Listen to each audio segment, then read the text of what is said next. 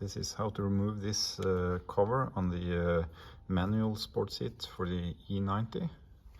First you have to get access by tilting the seat down, and if you just pray on it, it's very easy to break the prongs somewhere here. So what you have to do is put a screwdriver and push it on just the right place, and then it pops out.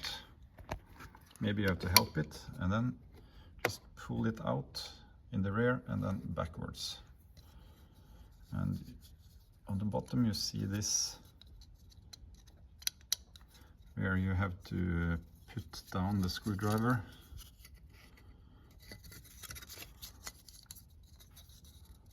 and push this little guy down, and then it pops out.